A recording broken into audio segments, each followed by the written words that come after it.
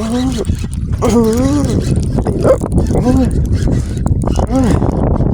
ย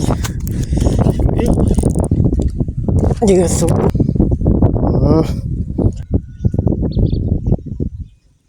สบายดีอยู่กับช่องบ่าวพันธุ์ไทยบ้านนอกคือเก่ามื้อนี้สิมาพาทุกคนมาหาเลาะตึกป่าซิดเบ็ดโอ้โหว่ามันจะได้บ่มื้อนี้ไปเบิ่งนำกันแต่ว่าวางมาเมื่อเช้านี้เห็นมันขึ้นอยู่นะอาจจะเป็นปลาคอล่ะเห็นมันขึ้นสวบเหยื่ออยู่เช้านี้มากับเหยื่อสดอดตายครับวะมาลองเบิ่ง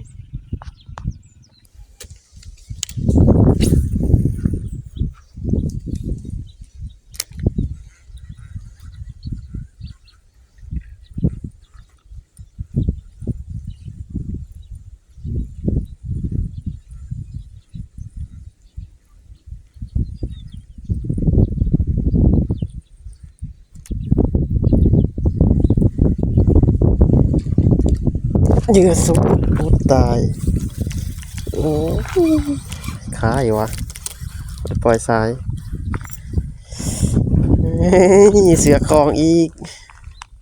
เมื่อกี้นี่เกือบมาของน้ำซะด้วย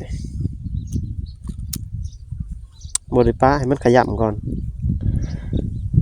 เมื่อกี้นี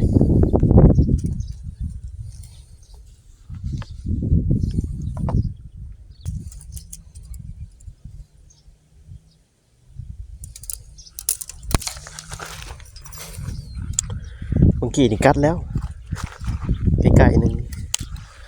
บริป้ามันขยับก่อนเมื่อกี้นี่โอ้ยผ่าวเลย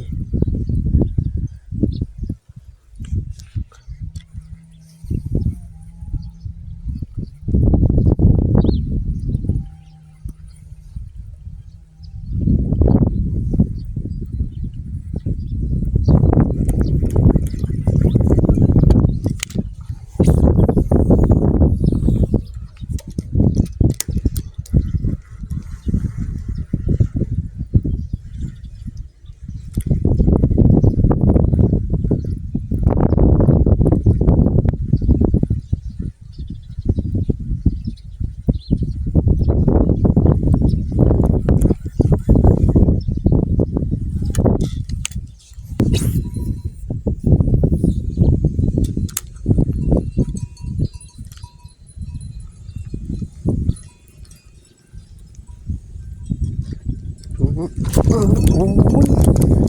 กบกูเอากบไปแล้ว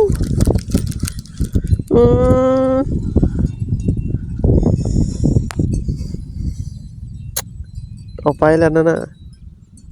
กบตัวนึงถือมาตัวเดียวกบเป็นเรียบร้อยมันเอาไป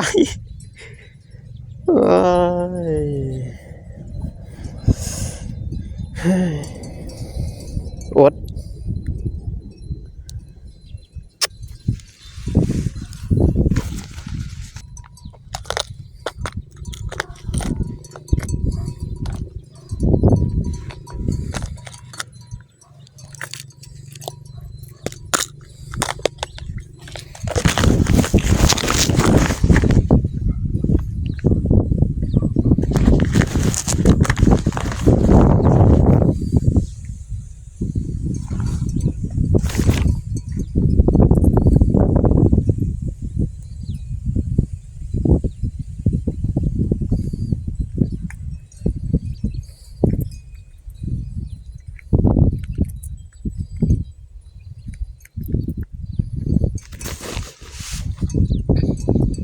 มาบ้านนี้กบถือมาตัวเดียวจำเป็นต้องกบยางคือเก่ายางแต่งมาเบิ่งว่ากบยางแต่งจะได้บ่โอ้เสียดายกบดิเอากบไปเสย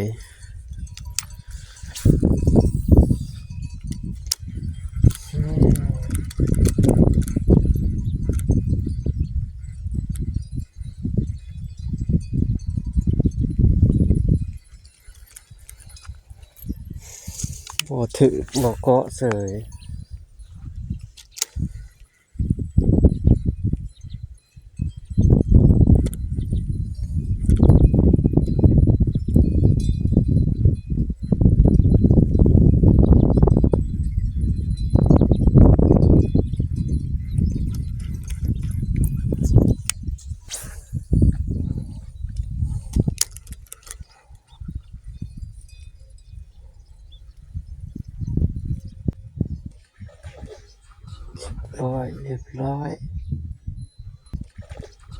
เรียบร้อย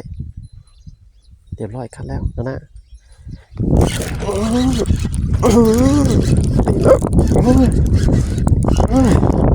โอ้ย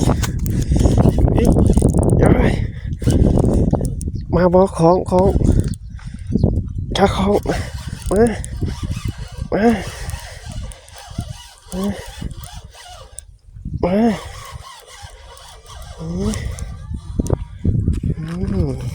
มาแล้วเฮ้ยเรียบร้อยนะเรียบร้อยหลังจากเอากบเป็นไปเจอกบยางแต่งบดรอด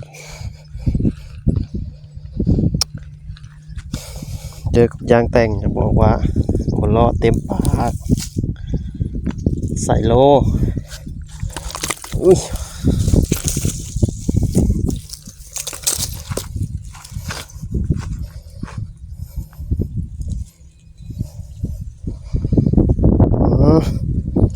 ใส่โลอีกแล้วนะ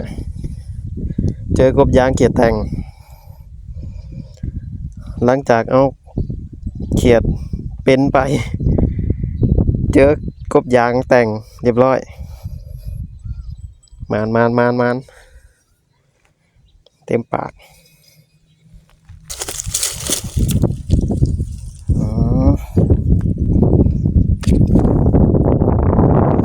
กบยางเขียดแต่งเฮาบูมีผิดหวังนะ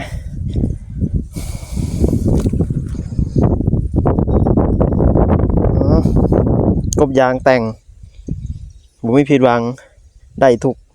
สถานการณ์ตัวน้อยตัวใหญ่ได้หมดกบยางในตำนานเต็มปากเลยโอ้เต็มปาก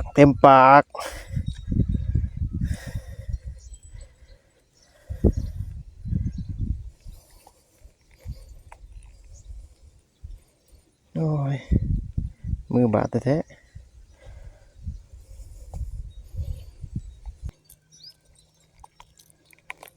เรียบร้อย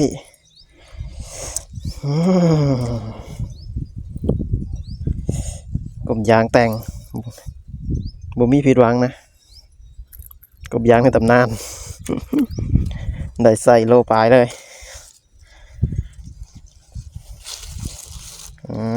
อ่าน